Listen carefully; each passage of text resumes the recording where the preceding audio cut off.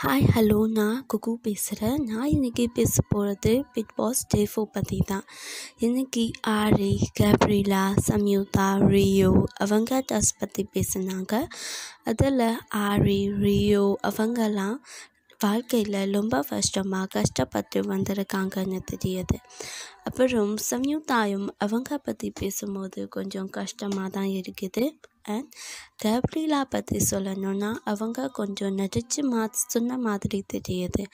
அவங்க அப்பியரன்ஸ் அவ்வளோ மோசமாக இல்லையே, திறமை இருந்தால் சாதிக்கலாமேன்னு தோணுது. அவங்க ஆல்ரெடியே சாதிக்கிறாங்க. அவங்களே சொல்லலாங்க, நான் கொஞ்சம் திமிராக தான் இருப்பேன். அப்புறம் ஆரி கூட சொன்னாங்க இல்லையா, நம்ம ஹார்ட் ஒர்க் பண்ணால் சக்ஸஸ் ஆக முடியும்னு. அப்புறம் அனிதாயும் சுரேஷும் திரும்பி சண்டை போடுற மாதிரி கன்வர்சேஷன் போச்சு. அனிதாவுக்கு என்ன ஆச்சு, நல்லா தானே இருக்கிறாங்க, ஏன் இப்படி பிஹேவ் பண்ணுறாங்கன்னு தோணுது. அவங்க ப்ரோமோவில் வரணும்னு ட்ரை பண்ண மாதிரி தெரியுது. பட் ப்ரோமோவில் வரவங்க எல்லாரும் வின் பண்ண முடியாதுல்ல.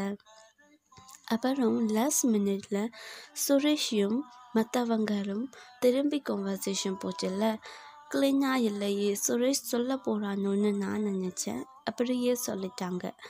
முதல்ல எல்லாரும் சேர்ந்து தானே குக்கிங் பண்ணுறாங்க.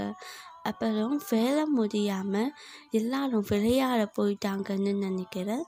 சுரேஷ் ரொம்ப கரெக்டாக பர்ஃபெக்டாக பேசுறதுனாலவே அவங்க எல்லாரும் கூடயும் சண்டை போடுற மாதிரி இருப்பாங்கன்னு நினைக்கிறேன். நீங்கள் என்ன நினைக்கிறேன்னு கமெண்ட்ஸில் போடுங்க. மறக்காமல் சப்ஸ்கிரைப் பண்ணுங்கள். Thanks for watching this video and subscribe பண்ணாதவங்க subscribe பண்ணுங்கள். Thank you so much.